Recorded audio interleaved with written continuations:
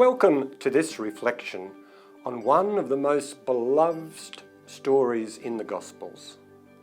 The parable of the lost son or forgiving father is only found in the Gospel of Luke and is the last of the lost and found parables.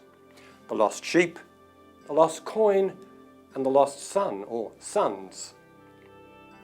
Pope Francis, in The Face of Mercy, writes, "In these parables, God is always presented as full of joy, especially when he pardons.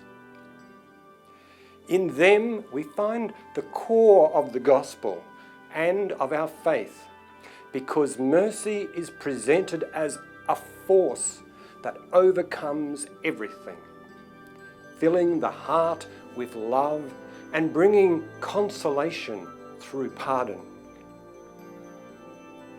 At the beginning of the text, Luke writes about the setting and the audience, tax collectors and sinners, Pharisees and the scribes.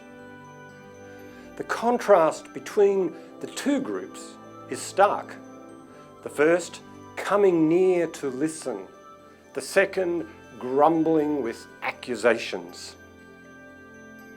Jesus then tells the three lost and found parables with almost the same theme, structure, and literary style. Clearly, Jesus, and the author of Luke, is making a point, and for added emphasis, makes it 3 times. The reading today leaves out the parables concerning sheep and coins. All 3 parables end with the declaration that what was lost is now found. The first 2 parables end with a joyous celebration with friends and neighbours. The third story, today's Gospel, has a slightly different structure. We could call it a 2-act play. Act 1 ends with a banquet and music and dancing. Act 2 has a surprise twist and an inconclusive ending. It is hard for us to understand how shocking and disturbing this story would have been when the words entered the ears of its listeners in 1st century Palestine. For the younger son to ask for his inheritance would be as if he had said to his father, "I wish you were dead so I could have my share right now."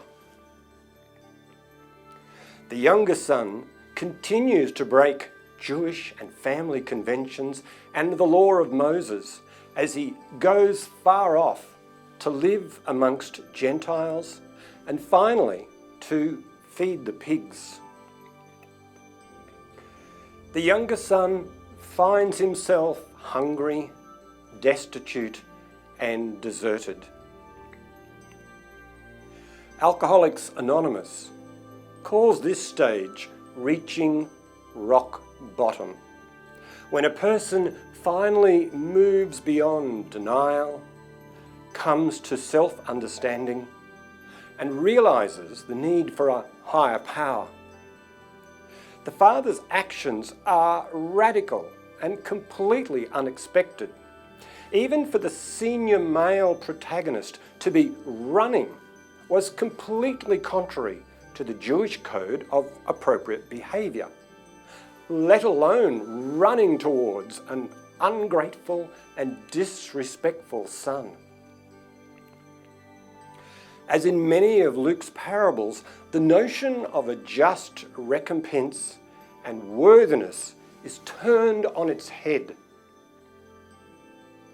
The merciful father cuts off the younger son's prepared speech and restores his dignity. For the Jewish audience, this encounter would have echoed the homecoming given by Esau to his brother Jacob. After betraying his brother 20 years earlier, Jacob had every reason to expect his brother's wrath on his unexpected and uninvited return. Instead, Esau ran to meet him and embraced him and fell on his neck and kissed him, and they wept. The Greek word used for compassion in this text, while he was still far off, his father saw him and was filled with compassion, has some gut-wrenching implications. Luke uses the same Greek word, which means to be moved in the inner organs of the body, in the parable of the Good Samaritan.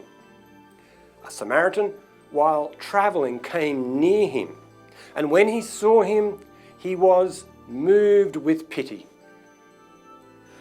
Both the Father and the Good Samaritan are deeply affected in a physical, visceral way. This deep-seated physical reaction then moves them to respond with mercy. Pope Francis writes that mercy is not an abstract idea, but a concrete reality with which God reveals his love as that of a father or a mother moved to the very depths out of love for their child. The Father's mercy is not just for the son who was far away, but also for his elder son in the field. Again, the Father leaves the house to reach out with compassion. He meets the older son's anger and resentment with gentleness and an invitation to reconcile with the son who was lost and has been found. Jesus, the master storyteller, invites his audience to identify with the characters in his stories.